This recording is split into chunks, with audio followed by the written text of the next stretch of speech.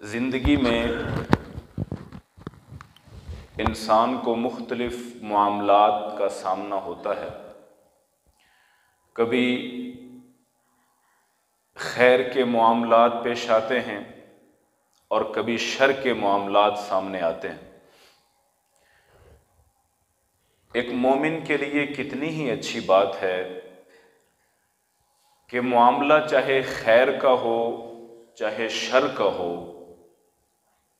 وہ اللہ جل شانہ سے مشورہ کرتا ہے، اس کام کو کرنے سے پہلے اللہ عز و جل سے رابطہ کرتا ہے،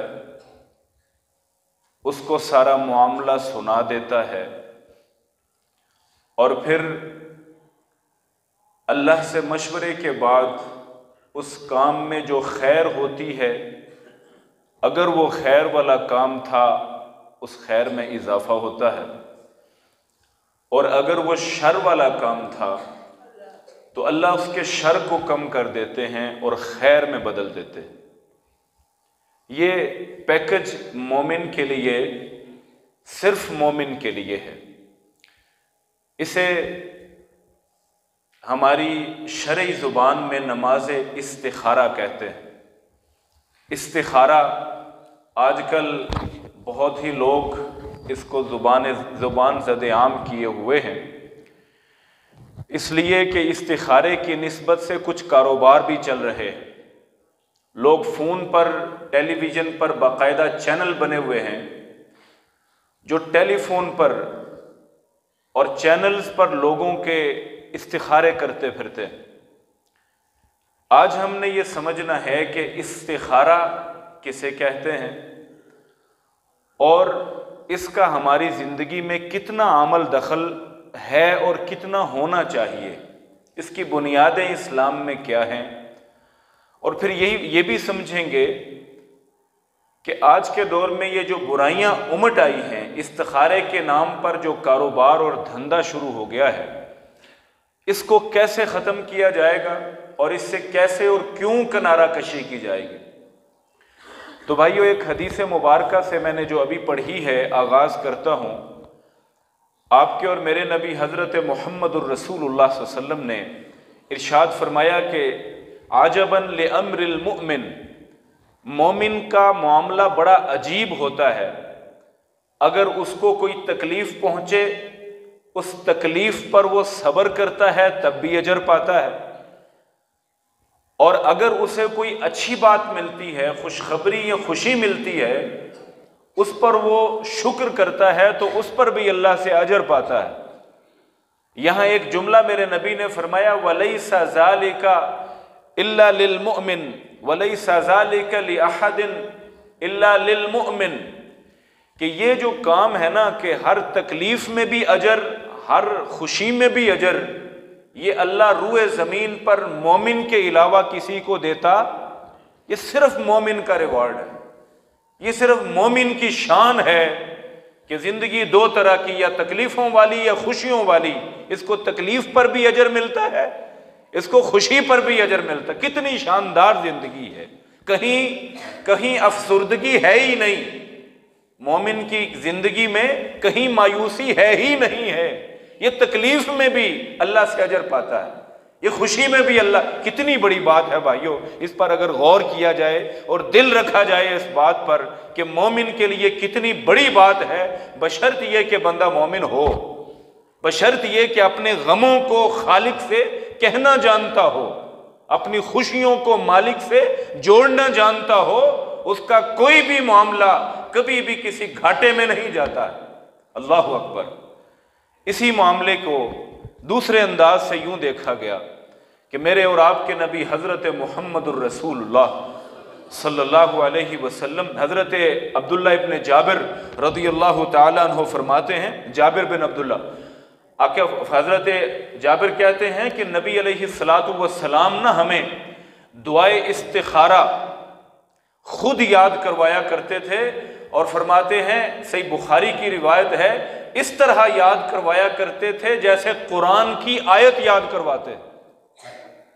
استخارہ بندے کو ہر تکلیف میں اور ہر خوشی میں دونوں معاملات سے 2 قدم پہلے اللہ سے جوڑ دیتا ہے۔ اب دیکھیں استخارہ ہے کیا؟ سنت یہ ہے، نبی علیہ الصلاۃ والسلام نے یہ سکھایا ہے، اگر کوئی کام، اہم کام زندگی میں کوئی بھی کام کرنا ہو، آپ اس کام کرنے سے پہلے ٹھہر جائیں، وضو کریں، 2 رکعت نماز پڑھیں۔ کتنی رکھتے ہیں جی؟ 2 رکعت نماز، باقاعدہ استخارے کی نماز پڑھیں۔ اور نبی علیہ الصلاۃ اور اگلی بات یہ ہے کہ یہ سنت مؤکدہ ہے، واجب تو نہیں ہے، فرض تو نہیں ہے، لیکن سنت مؤکدہ کا مطلب یہ ہوتا ہے کہ اس کے لیے بڑا انسسٹ کیا گیا ہے، بار بار کہا گیا ہے ہمیں بحیثیت مسلمان کے یہ لازماً کرو، یہ بڑی ضروری بات ہے۔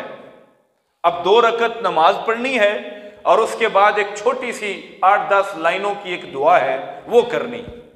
وہ آج میں انشاءاللہ آپ کے سامنے پڑھ کر اس کا ترجمہ بھی رکھوں گا، اور وہی دعا جو 8-10 لائنوں کی ہے، حضرت جابر کہتے ہیں کہ اللہ کے رسول ہمیں وہ سورتوں کی طرح رٹاتے تھے، آیتوں کی طرح پڑھا، جیسے قرآن سکھایا جاتا ہے ویسے استخارے کی دعا اللہ کے رسول نے اپنے صحابہ کو، ہم دیکھتے ہیں نا صبح فجر کی نماز کے بعد یہ ہمارے جامعہ کے اساتذہ بچوں کو رٹاتے ہیں، آیتیں پڑھاتے ہیں، دہرواتے ہیں، ان کا دور سنتے ہیں، ان کی منزل سنتے ہیں۔ ایسے میرے اللہ کے رسول نے یہ دعا سکھائی ہے۔ اتنی اہم دعا ہے، اتنی اہم دعا ہے۔ یہ صرف دعا نہیں ہے، یہ ایک پورا پیکج ہے، اور اس کا طریقہ کار یہ ہے، میرے نبی فرماتے ہیں کوئی بھی اہم معاملہ زندگی میں آ جائے، آپ مومن ہیں، آپ کسی سے مشورہ کرنے سے پہلے اپنے اللہ سے مشورہ کیجئے۔ سبحان اللہ، کتنی بڑی بات ہے نا تعلق ایک بندے کا، جس سے جتنا گہرا تعلق ہو بندہ اس پر اتنا ہی اعتماد کرتا ہے۔ آپ کو پتہ ہے بیٹی کا رشتہ کرنا ہو، لوگ کن سے مشورہ کرتے ہیں؟ بہت خاص لوگوں سے، بہت خاص، کوئی بڑی انویسٹمنٹ کرنی ہو آپ کس سے مشورہ کرتے ہیں؟ انتہائی خاص آدمی سے۔ آپ نے زندگی میں کوئی بہت بڑا معاہدہ کرنا ہو جو نسلوں تک جانا ہے، آپ اس کے لیے 1000 مرتبہ سوچتے ہیں، 5-4 خاص ترین لوگوں سے مشورہ کرتے ہیں۔ میرے نبی کہتے ہیں وہ جو خاص ترین دوست ہے نا، ان سے زیادہ خاص تم اپنے اللہ کو جانو، اس سے مشورہ کرو، اس سے بات کرو، اور یہ جو دعا کے الفاظ ہیں وہ صرف مشورے کے ہی ہیں۔ اور یہاں پر یہ بات بھی سمجھنے لائق کہ میرے اور آپ کے نبی جناب محمد الرسول اللہ صلی اللہ علیہ وسلم نے جو دعائے استخارہ اور نماز استخارہ سکھائی ہے، اس کے بارے میں حضرت امام نووی رحمۃ اللہ علیہ فرماتے ہیں فیہ استحباب صلاۃ الاستخارہ، کہ ان احادیث سے، صحیح مسلم کی شرح لکھی ہے امام نووی میں، اس شرح میں فرماتے ہیں کہ یہ جو احادیث ہیں ان میں نماز استخارہ کو بہت زیادہ پسند کیا گیا اللہ کے رسول صلی اللہ علیہ وسلم کی طرف سے۔ اور آگے فرماتے ہیں لمن ہم بامر سواء کان ذلک الامر ظاہر الخیر ام لا، اگر کسی کام میں خیر نظر آتی ہے تب بھی اللہ سے استخارہ کرنا ہے، اگر کسی کام میں خیر نظر نہیں بھی ہوتا ہے نا، کچھ آپ انویسٹمنٹ کرنے لگے ہیں، بظاہر آپ کو معلوم ہو رہا ہے کہ بڑی آمدن ہوگی، بڑا فائدہ ہوگا، بڑی مالی فائدہ بہت زیادہ ہوگا، آپ کہیں رشتہ کرنے لگے، آپ کو محسوس ہو یہ تو میں دل سے چاہتا تھا، اس میں تو خیر ہی خیر ہے، بندہ یہ سمجھتا ہے، اس معاملے میں بھی استخارے سے باہر نہیں نکلنا، استخارے سے پہلے فیصلہ، اونچی آواز سے، استخارے سے پہلے فیصلہ اللہ کے رسول چاہتے ہیں۔ کام اچھا لگ رہا ہے پھر بھی استخارے سے پہلے فیصلہ نہیں کرنا، پہلے اللہ سے مشورہ کیجئے اور پھر فیصلہ کیجئے۔ اور فرمایا املا، خیر کا معاملہ نہیں لگ رہا، پریشانی کا باعث ہے، چٹی پڑی ہے، پھنس گئے ہیں کہیں، تب بھی اللہ سے مشورہ کرنا ہے، اے اللہ یہ کام، یہ قدم اٹھانے لگا ہوں، اے اللہ یہ معاملہ طے کرنے لگا ہوں، پہلے تو بتا تیرا کیا مشورہ ہے، اگر خیر کی بات تھی تو راہیں کھول دے، اگر خیر کی بات نہیں تھی تو میرا منہ اس طرف سے واپس موڑ دے۔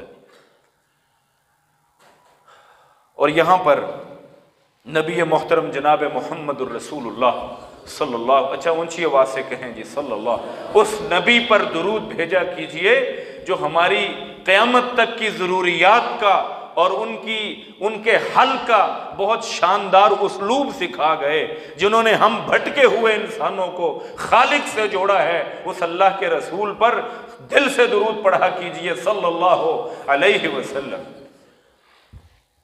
نبی علیہ الصلوۃ والسلام کے صحابی حضرت جابر کہتے ہیں، نبی علیہ السلام نے جو ہمیں دعا سکھائی تھی، اس دعا کے الفاظ یہ ہیں، اللہم انی استخیرک بعلمک، اے اللہ میں تجھ سے خیر مانگتا ہوں تیرے علم کے وسیلے سے، تیرے علم کے ذریعے سے تجھ سے خیر کا داعی اور تقاضا کرنے والا ہوں، خیر مانگتا ہوں۔ میں مثال دینے لگا ہوں، آپ نے کہیں بڑی انویسٹمنٹ کرنی ہے، اس سے پہلے آپ نے 2 رکعتیں نماز پڑھی، چونکہ آپ مومن تھے اور مشورہ کرنا ہے، 2 رکعتیں نماز پڑھی اور نماز کے بعد وہیں بیٹھ کر اب جو دعا کر رہے ہیں اس کے الفاظ یہ ہیں، اللہم انی استخیرک بعلمک، اے رب کریم میں آپ کا جو علم وسیع ہے اس کی بنیاد پر آپ سے خیر کا تقاضا کر رہا ہوں، خیر مانگ رہا ہوں۔ فرمایا وَأَسْتَقْدِرُكَ بِقُدْرَتِكَ، اے اللہ میں آپ کی قدرت کے وسیلے سے، آپ کی قدرت کے وسیلے سے یہ جو میرا معاملہ ہے، یہ جو میرا کام ہے، یہ جو میرا زندگی کا ایک فیصلہ ہے، اس کے اوپر قدرت اور طاقت چاہتا ہوں۔ اے اللہ آپ کی قدرتیں ہر کام کرنے کی، ان قدرتوں کے وسیلے سے اے اللہ آپ سے دعا کرتا ہوں مجھے اس کام کے لیے طاقت و قدرت عطا فرما دیجیے۔ اور فرمایا وَأَسْأَلُكَ مِن فَضْلِكَ الْعَظِيمِ، میں آپ سے اے اللہ آپ کے فضل عظیم کا سوال کرتا ہوں۔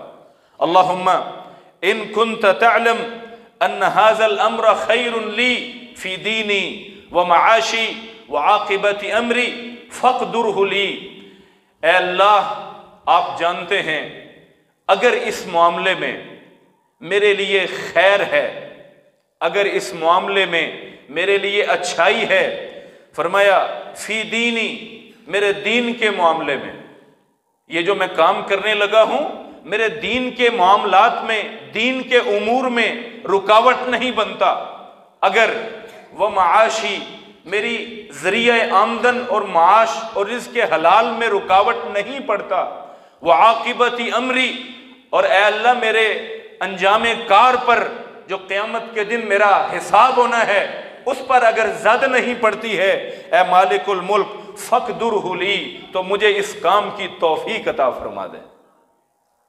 کتنی جامع بات ہے، اے اللہ میں جو کام کرنے لگا ہوں آپ سے مشورہ ہے، آپ سے دعا بھی ہے اور مشورہ بھی ہے، اگر یہ بہتر ہے میرے دین کے لیے، میرے رزق حلال کے لیے اور میرے انجام کار قیامت کے دن کے حساب کے لیے، اے اللہ ان تینوں معاملات میں اگر یہ بہتر فیصلہ ہے تو میرے لیے اس کو آسان فرما دے، مجھے اس کی توفیق دے دے۔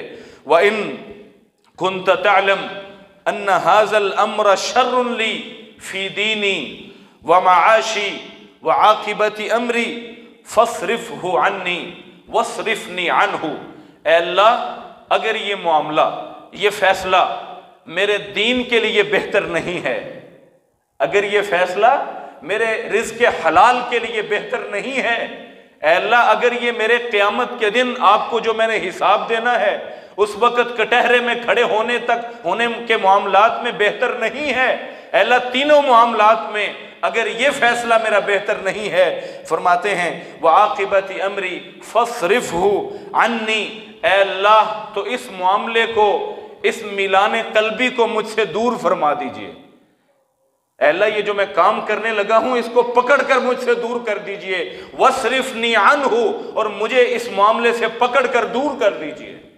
ہوتا ہے نا جب ہم فیصلہ کرنے کے قریب ہوتے ہیں تو پھر ہم دل سے پوچھتے ہیں، اور دل سے پوچھنے کے بعد جب دلی میلان بن جاتا ہے تو بندہ کہتا ہے میں نے کر کے رہنا ہے، اب اللہ سے مشورہ کر رہا ہے، اے اللہ اگر میرا دل مائل بھی ہو گیا ہے لیکن میرے دین پر زد پڑتی ہے تو میرے دل کو اس سے پیچھے فرما دے۔ دیکھیں یہ کتنی جامع دعا ہے، اور اگر ہمارے سارے معاملات اسی پیمانے پر طے ہو جائیں کہ ہمارے معاملات میں پہلے دین دیکھا گیا، پھر رزق حلال دیکھا گیا، اور پھر اللہ کو جواب دہی کا احساس دل میں رکھا گیا، اگر ہر معاملے میں یہی ایک پیٹرن رکھا گیا تو اللہ کی توفیق سے بندہ مومن واقعتاً بندہ مومن بن جاتا ہے۔ فاصرفنی عنہ واصرفہ عنی، اے اللہ اس کو مجھ سے دور کر دے، اس معاملے کو، اس رشتے کو، اس انویسٹمنٹ کو، اس گھر کو، اس گاڑی کو، اس معاہدے کو مجھ سے دور کر دے، مجھے اس سے دور فرما دے۔ اور اگلے الفاظ ہیں وَقْدُرْ لِي الْخَيْرَ حَيْثُ كَانَ، اے اللہ پھر اگلی دعا یہ ہے کہ اس کو مجھ سے دور کر کے جہاں بھی خیر ہے میرے لیے ان تینوں کاموں میں، دین میں، رزق حلال میں اور آخرت میں، اے اللہ جہاں پھر میرے لیے خیر ہے فَقْدُرْ لِي، تو پھر میرے لیے اس خیر کو مقدر فرما دے۔ کتنی بڑی دعا ہے، کتنی بڑی دعا ہے۔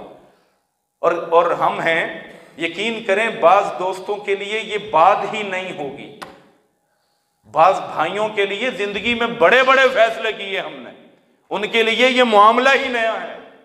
وہ کام جو اللہ کے رسول قرآن کی طرح بچوں کو سکھاتے ہیں، صحابہ کو پڑھاتے ہیں، وہ کام جو مسلمان کا روزانہ کا کام ہونا چاہیے، کتنا ٹائم لگتا ہے؟ 5 سے 7 منٹ 2 رکعتوں کے، اور 5 منٹ اس دعا کے لیے انسان خشوع و خضوع میں 15 سے 20 منٹ میں بہت بھی خشوع کرے فارغ ہو جاتا ہے، 15 سے 20 منٹ۔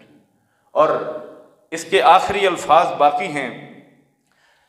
اللہ کے رسول نے فرمایا اپنے صحابہ کو یاد کرواتے ہوئے کہ اے اللہ اگر یہ کام اچھا نہیں ہے تو اس سے بہتر کام وہ تو میرے لیے اپنی جناب سے اس کا الٹرنیٹ مجھے تو عطا فرما دے، جس سے میرا دین بھی ٹھیک رہے، میرے رزق حلال بھی ٹھیک رہے، اور پھر میرا آخرت کا معاملہ، حساب کا، جواب دہی کا، وہ بھی ٹھیک رہے۔ اور فرمایا ثم ارضنی بہ، اے اللہ پھر مجھے اس پر راضی فرما دینا، میرا دل اس پر مطمئن کر دینا جو تیری جناب میں مطمئن کرنے والا ہو، جو تیری جناب میں میرے دین کو قائم و دائم رکھنے والا ہو، اللہ مجھے اس پر راضی فرما دے۔ تو بھائیو، نبی علیہ الصلاۃ والسلام نے سیدہ زینب رضی اللہ، سب کہیے رضی اللہ تعالی عنہا، نبی علیہ السلام کی اہلیہ ماجدہ، نبی علیہ الصلاۃ والسلام نے ان کے ہاں پیغام نکاح بھیجا۔ اب ذرا یہ بھی سن لیں کہ اس کی اہمیت میرے نبی کے دائرہ کار میں کس قدر زیادہ ہے۔ پیغام نکاح بھیجا ہے رسول اللہ صلی اللہ علیہ وسلم نے، کس قدر اس خاتون کی سعادت ہے، کس قدر بڑی سعادت ہے کہ اللہ کے رسول کی بیوی بننے جا رہی ہے۔ اللہ کے رسول نے خود چاہا کہ زینب سے میرا نکاح ہو، پیغام آیا، سیدہ زینب رضی اللہ تعالیٰ عنہ اسی نبی کی شاگردہ ہے، شاگردہ ہے۔ پیغام ملا تو فرماتی ہیں، جملہ ذرا انہی کے الفاظ میں سنیے، کہتی ہیں ما انا بصانعۃ شیئا حتی اوامر ربی فقامت الی مسجدها۔ ان کو پیغام نکاح ملا، یوں الفاظ ملے، کسی خاتون نے آ کر بتایا کہ حضرت محمد صلی اللہ علیہ وسلم آپ سے نکاح کرنا چاہتے ہیں۔ آگے سے وہ جواب یہ دیتی ہیں، کھڑی ہو گئیں اور کہتی ہیں میں دنیا میں کوئی بھی کام ایسا نہیں کرتی ہوں جب تک کہ میں اپنے اللہ سے مشورہ نہیں کرتی۔ اماں نے 2 وضو کیا اور اسی وقت اپنے مصلی پر کھڑی ہو کر 2 رکعتیں شروع فرما دی۔ یہ ہے طریقہ۔ یعنی یہاں اگر آپ سوچنا چاہیں، 2 لمحوں کے لیے سوچیں کہ زینب رضی اللہ عنہا کے لیے نبی کی بیوی بننے سے بہتر کون سی شے ہو سکتی ہے؟ اتنا بڑا واضح خیر کا کام، اس کے لیے بھی اپنے اصل مشیر سے مشورہ کرنا نہیں بھولی ہے۔ یہ ہے مومن، اسے کہتے ہیں ایمان، کہ اصل تعلق رب تعالی سے ہے۔ اس نبی کی اہمیت بھی یہ ہے کہ وہ اللہ کے نبی ہیں، وہ اللہ کے پیغام رساں ہیں۔ میں اللہ سے مشورہ کروں گی کہ اللہ میرے لیے اس میں خیر ہے یا نہیں ہے، میرا دین سلامت رہتا ہے یا نہیں رہتا ہے، میری رزق حلال کا معاملہ درست رہتا ہے یا نہیں رہتا ہے، اور میرا آخرت کا معاملہ ٹھیک رہتا ہے یا نہیں رہتا ہے۔ اماں نے 2 رکعتیں پڑھی، دعائے استخارہ کی، اللہ تعالیٰ سے دعا کرنے کے بعد آنے والی کو کہہ دیا جاؤ کہہ دو میری اللہ کے رسول سے منگنی ہو گئی، میں اقرار کرتی ہوں، میں اس کی تصدیق کرتی ہوں۔ اللہ اکبر۔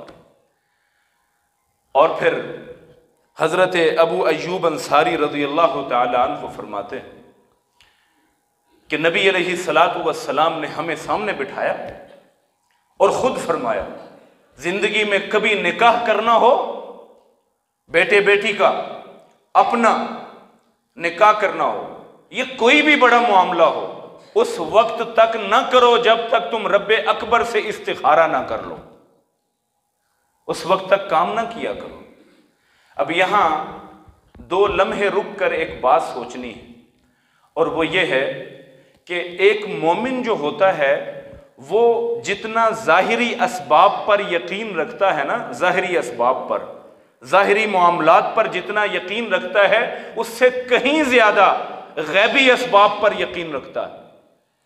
اسی لیے مالک الملک نے سورۃ البقرہ جو پہلی سورت ہے اس کے آغاز میں کیا فرمایا تھا؟ ذالک الکتاب لا ریب فیہ، یہ ایسی کتاب ہے، یہ ایسے لیکھ لکھ دیے میرے رب نے جن میں شک ہو سکتا شک نہیں ہے۔ یہاں پر یہ غیب کے امور ہیں لیکن ان میں شک نہیں کرنا، جبھی تم مومن بنتے ہو۔ مومن کا مطلب کیا ہے؟ جو غیب کے پورے نظام پر یقین رکھنے والا ہو، وہ ظاہر سے زیادہ غیب پر یقین رکھتا ہو۔ ہم نے اللہ کو نہیں دیکھا، ہم نے تقدیر کے پرت نہیں دیکھے، ہم نے جنت نہیں دیکھی، ہم نے جہنم نہیں دیکھی، ہم نے فرشتے نہیں دیکھے، ہم نے رسول نہیں دیکھے۔ رسول تو کجا، ہم نے محمد الرسول اللہ کو بھی نہیں دیکھا، لیکن کس قدر ایمان ہے آپ جانتے ہیں نا۔ الحمدللہ دیکھی ہوئی چیزوں سے زیادہ ان پر ایمان ہے جو اندیکھی ہیں، الحمدللہ۔ اور یہ بھی سن لیجئے، جب دیکھی ہوئی چیزوں سے زیادہ ایمان ہو ان اندیکھی ہوئی پوری تمام کے تمام نظام پر، تب ہم بندے مومن کہلاتے ہیں۔ مومن ایمان رکھنے والا غیب پر، اور ظاہر تو سب کو نظر آتا ہے۔ یہی تو ہمارا اور جو غیر مسلم ہیں ان کے ساتھ پھڈا ہے۔ وہ کہتے ہیں یہ لوہا ہے نظر آتا ہے، یہ پنکھے ہیں نظر آتے ہیں، یہ لائٹ نظر آتی ہے، فرشتے نظر کیوں نہیں آتے، رسول ہمیں کیوں نہیں ملے، ہم نے تو تقدیر نہیں دیکھی، ہم نے تو کرامن کاتبین نہیں دیکھے۔ وہ یہی روتے ہیں، وہ یہی بحث کرتے ہیں۔ آج کی سائنس ہمارے گلے آتی ہے یہی کہتے ہوئے کہ ہم روح کو نہیں مانتے۔ وہ کہتے ہیں ہم اللہ کے وجود کو نہیں مانتے۔ وجہ کیا ہے؟ سائنٹیفکلی پروف نہیں ہے، یا تو ہمارے حواس خمسہ سے ہمیں محسوس ہونا کہ یہ اللہ ہے۔ یہی مشرکین مکہ کہتے تھے۔ سائنس پر تنقید مقصود نہیں ہے، اپنے ایمان کا احتساب مقصود ہے کہ ہمیں اگر اپنے خالق پر اپنے ظاہر سے زیادہ یقین اور اعتماد ہے تو پھر ہم مومن بنتے ہیں۔ آج اپنے آپ سے سوال کیجئے کہ کیا ہم واقعی اپنے ظاہر جو نظر آنے والی دنیا ہے اس سے زیادہ نہ نظر آنے والی دنیا پر یقین رکھتے ہیں؟ اگر جی ہاں رکھتے ہیں تو پھر استخارے کے بغیر کبھی کوئی کام نہ کیا کرو، پھر استخارے کے بغیر قدم نہ اٹھایا کرو۔ پھر کیسے کوئی مومن بغیر استخارے کے اس مادی دنیا کا فیصلہ کر سکتا ہے؟ ہو ہی نہیں سکتا، اس لیے کہ وہ اس دنیا سے زیادہ اس دنیا پر یقین رکھتا ہے۔ اس لیے میرے بھائیوں، یہ ایمان اور عقیدے کی بنیادی مسائل میں سے ہے کہ اپنے آپ کو تو، اپنے دل کو تو، اپنے جذبات کو تو جوڑنا ہی ہے خالق کل کے ساتھ، اپنے معاملات کو بھی اللہ جل شانہ سے جوڑا جائے۔ یہ ہے بہترین توحید کا اور بہترین عقیدے کا مظہر، ایک انسان، ایک مومن کے جسم اور دل سے اور اس کی پورے وجود سے جو نظر آ سکتا ہے۔ تو آج اللہ سے عہد کیجئے، کوئی بھی معاملہ ہوگا، کوئی بھی بڑا قدم اٹھانا ہوگا، میں اللہ پر یقین رکھتا ہوں، اس کے تعلق پر، اس کے مشیر ہونے پر، اس کے قادر اور اس کے مقتدر ہونے پر یقین رکھتا ہوں۔ میں کبھی کوئی کام اس وقت تک نہیں کروں گا جب تک اللہ سے مشورہ نہیں کرتا، انشاءاللہ۔ اللہ توفیق عطا فرمائے۔ بچوں کو سکھائیے، بچے ایسا کریں۔ ہم جب ہمارے بزرگوں نے تربیت فرمائی، اللہ ان کو جزائے خیر عطا فرمائے، چھوٹے چھوٹے تھے، ابھی کچھ 6-8 سال کے تھے، اس وقت سے یہ دعا الحمدللہ آتی، اس وقت سے کوئی بھی فیصلہ گھر میں یہ بات چل پڑتی بھی، سب لوگ استخارہ کرو، خیر مانگو اللہ سے۔ یقین کیجئے ہر معاملے میں، ہر قدم میں. اور یہاں پر ایمان کی دوسری بات عرض کروں وہ یہ ہے جو میں نے ابتدا میں عرض کی تھی کہ مومن کا معاملہ اگر شر پر بھی فیصلہ کرنا ہوگا، شر پر مبنی ہوگا، جو فیصلہ سامنے آیا ہے اس میں بھی استخارہ کرو گے. تم نے جس سے مشورہ کیا ہے اس سے وہ باہر نہیں، اس کی طاقت سے وہ باہر نہیں. یقین رکھو اس بات پر کہ تم نے جب رب سے مشورہ کر لیا، اب یا تو وہ اس میں خیر ڈال دے گا یا مجھ سے اس معاملے کو دور فرما دے گا. اس کی قدرت پر یقین ہے نا الحمدللہ. جی ہاں، اس قدر ایمان کے ساتھ اس سے مشورہ کیجیے. عجباً لامر المؤمن، مومن کا معاملہ بڑا ہی عجیب ہے. اگر اسے تکلیف پہنچتی ہے وہ صبر کرے تب بھی اس کے لیے اجر ہے. اگر اس کو خوشی پہنچتی ہے وہ شکر کرے، اس کے لیے تب بھی اجر ہے. مومن کا تو ہر معاملہ میرے نبی نے فرمایا وہ خیر پر ہی مبنی ہوتا ہے. اور یہاں پر 3-4 باتیں جو آج کے خطبے میں نے عرض کی، کیونکہ میں نے 2 باتیں کرسمس پہ بات کرنی ہے. اول ہم نے یہ بات کی ہے کہ ہم نے اسے استخارے کو اپنی عملی زندگی میں انشاءاللہ شامل کرنا ہے انشاءاللہ. جن بزرگوں کو واقعتاً یاد نہیں ہو سکتی وہ اردو میں اس کا ترجمہ یاد کر لیں، لیکن یہ اضطراری ہے، یہ میں اجازت نہیں دے رہا، یہ مجبوری کے طور پر کہ عربی تو ہو ہی نہیں سکتی یاد، تو اب اردو کر لیں. لیکن جو بھائی ہیں جو ہمارے ایسے بزرگ ہیں جو یاد کر لیتے ہیں چیزوں کو، یہ 8-10 سطریں ہیں، ضرور یاد کر لیں. ہم نے اللہ جل شانہ کے ہاں پیش ہونا ہے، عملی زندگی میں اسلام کا نفاذ کرنے کی کوشش کیجیے. اور دوسرے نمبر پر میں نے یہ عرض کیا ہے کہ یہ جو استخارہ ہوتا ہے اس کے لیے ایک مسئلہ بھی سمجھ لیجئے. ایک معاملہ ہے، آپ نے استخارہ کیا، وہ معاملہ آپ طے ہی نہیں کر پائے، کسی وجہ سے چھوٹ گیا. دوبارہ کسی اور صورت میں وہی معاملہ سامنے آیا ہے، اس کے لیے دوبارہ استخارہ کر لیں. اور تیسرے نمبر پر جو بات میں نے عرض کی ہے وہ یہ ہے کہ یہ سنت مؤکدہ ہے، اس کی تاکید کی گئی ہے، مسلمانوں میں تاکید کی گئی ہے، اس کو لازماً لانا چاہیے.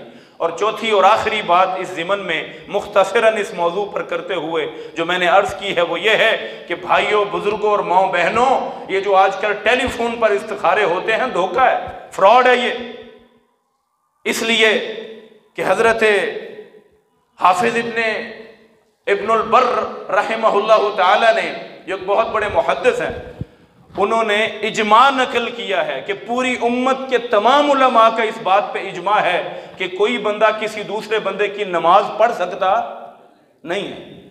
آپ کسی کا روزہ اس لیے رکھ سکتے ہیں کہ رسول اللہ نے اجازت دی ہے، اس کی بھی بہت سی شرائط ہے. حج کر سکتے ہیں، اس کی بھی شرائط ہے. نماز کسی صورت میں کوئی بھی کسی دوسرے کی طرف سے نہیں پڑھ سکتا. جس طرح ہم کھانا کھاتے ہیں پیٹ ہمارا بھرتا ہے، اسی طرح جو نماز پڑھے گا اسی کے اعمال پہ ہو جائے گی.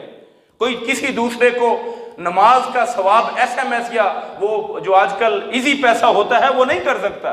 یہ اللہ کا نظام ہے، یہ اللہ نے اجازت نہیں دی ہے. اس لیے نماز استخارہ، وہ چونکہ نماز اور دعا ہے، اس لیے کوئی کسی دوسرے کا استخارہ کر سکتا نہیں ہے. نماز پڑھنا ضروری ہے اس کے لیے، تو نماز تو بندہ اپنی پڑھے گا. اور یہاں دوسری بات میں ایک مثال دینا چاہوں گا. ہم نے آج سے 2-3-4 سال پہلے یہاں جامعہ میں کیمرے انسٹال کروائے. ایک لڑکا تھا جو کتنا ایکسپرٹ نہیں تھا. اگلے سال میں نے کوئی مینٹیننس کے لیے دوبارہ کال کیا تو اس نے مجھے کہا جی میں نے یہ کام چھوڑ دیا. عمر اس کی غالباً کوئی 17-18 سال ہوگی. میں نے اسے کہا شہر کہیں تھا، میں نے اسے بلایا. مجھے کہنے لگا جی میری اس وقت 1 لاکھ اور تقریباً 20-25 ہزار سیلری ہے. میں نے کہا کیا ہو گیا بھائی، پہلے تم بڑے غریب تھے. آپ یقین کریں میں اپنا مشاہدہ اس لیے آپ کو ذکر کرنے لگا ہوں کہ ان فراڈیوں کے ہاتھ سے بچ جائیں. مجھے وہ کہنے لگا کہ لاہور میں ایک جگہ ہے جہاں پر ہمیں بٹھا دیا جاتا ہے، 10-12 ہم لوگ ہیں، اور ہم لوگوں کے استخارے کر کے ان کو تھوڑا سا اوپر نیچے کر کے بتاتے رہتے ہیں. ایک پورا ایک سیٹ اپ بنا ہوا ہے، میں اس میں ایڈ ہوا ہوں اور 1.25 لاکھ روپیہ میری تنخواہ مقرر ہوئی. یہ ابھی ایک نوکر ہے، ایک ملازم ہے، یہ اتنا بڑا کاروبار بن چکا ہے. تو میں اس کی حقیقت کو پیش کرتے ہوئے ہاتھ جوڑ کر کہنا چاہوں گا آپ استخارہ نہ کریں. لیکن کم از کم ان پر جو نماز کے لیے نماز سے دھوکہ کرتے ہیں، جو استخارے سے دھوکہ کرتے ہیں، اس پر کبھی اعتماد نہ کیا کریں۔ خدا کے لیے یہ جھوٹ ہے، یہ ظلم بھی ہے۔ یعنی آپ کہیں کہ آپ یہاں مسجد میں آئیں اور کسی صاحب سے کہیں یار یہ لو کوئی 1 لاکھ روپیہ لو، میری 3 مہینے کی نمازیں پڑھ دو، ایسا کوئی بندہ ہو سکتا ہے؟ یہ اسی قسم کا عمل ہے کہ میرے لیے استخارہ کر دو، اور بڑے بڑے لوگ عجیب و غریب قسم کی ایڈورٹیزمنٹ کرتے ہیں، اپنی تشہیر کرتے ہیں۔ اس لیے چوتھی بات میں نے آج کے ضمن میں عرض کرنی ہے، خود استخارہ سیکھیں۔ یہ وہ کام ہے جو رسول اللہ نے اپنے شاگردوں کو سکھایا اور قرآن کی طرح رٹایا، اس کی اتنی اہمیت ہے، اس لیے اس کو اپنے آپ پر اور اپنی اولادوں پر خود نافذ کیجئے۔ اللہ ہمیں توفیق عطا فرمائے۔ دوسرے میں نے جو آج عرض کرنا ہے، جو کہ ایک آدھ دن کے بعد 25 دسمبر ہے، کرسمس کے آج بھی سوالات کیے گئے ہیں۔ کرسمس کا لفظی معنی ہے کرائسٹ ماس، یعنی حضرت سیدنا عیسیٰ علیہ السلام، جن کو عیسائی حضرات وہ اللہ کا بیٹا مانتے ہیں، وہ ان کی پیدائش کا دن 25 دسمبر کو آج سے 2021 سال پہلے مانتے ہیں۔ آج سے 2021 سال پہلے 25 دسمبر کو حضرت عیسیٰ علیہ السلام پیدا ہوئے۔ اللہ کے کسی نبی کی پیدائش اس دنیا کے لیے رحمت کا باعث، یہ ہمارا ایمان ہے۔ کیوں جی؟ ایمان ہے نا، اللہ کا ہر نبی ہمارا نبی، اس پر ہمارا بے لاگ اور پورے کا پورا ایمان ہے۔ کوئی مومن ہو ہی نہیں سکتا جو اللہ کے کسی ایک نبی، ادنا سے نبی، جن کی امت میں کوئی بھی نہیں تھا، اگر ہم اس پر بھی ایمان نہ رکھیں ہم مومن نہیں بنتے۔ ہر نبی پر پورا ایمان۔ لیکن اختلافی مسئلہ یہ ہے کہ عیسائی بھائی، ہمارے جو دوسرے بھائی ہیں کرسچن احباب، وہ حضرت عیسیٰ علیہ السلام کو نعوذ باللہ اللہ کا بیٹا کہتے ہیں، اللہ کا بیٹا کہتے ہیں۔ اور اس کے لیے میں نے ذاتی کوئی کمنٹ نہیں کرنا، ایک سورہ مریم کی آخری آیات پر مبنی ایک آپ کو 3-4 آیتوں کا ٹکڑا اور ترجمہ سنانا ہے، وہ سن لیجئے، پھر بات ختم کرتے ہیں۔ مالک الملک فرماتے ہیں وَقَالُوا اتَّخَذَ الرَّحْمَنُ وَلَدًا، وہ یعنی عیسائی، انہوں نے اللہ کا بیٹا، انہوں نے کہا کہ اللہ کا ایک بیٹا ہے۔ لَقَدْ جِئْتُمْ شَيْئًا إِدًّا، اور عیسائیوں تم ایک بہت بھاری جملہ بول رہے ہو، اللہ کو عیب دار کر رہے ہو، تم نے ایک بھاری بات کہی ہے، اور یہ بات اتنی بھاری ہے تکاد السماوات یتفطرن منہ، ان قریب یہ جو آسمان ہیں اگر یہ واقعتاً ساری دنیا کہنے لگ جائے تو آسمان شک ہو جائیں، وَتَنشَقُّ الْأَرْض، اور زمین پھٹ جائے، وَتَخِرُّ الْجِبَالُ حَدًّا، یہ سارے کے سارے پہاڑ ریزہ ریزہ ہو جائیں۔ اس ایک جملے کا اتنا بھار ہے، اتنا وزنی اور اتنا گمراہ کن جملہ ہے جو تم نے بولا ہے، اگر یہ آسمانوں زمینوں پر رکھا جائے ہر شے تباہ و برباد ہو جائے۔ اتنا بھاری جملہ ہے۔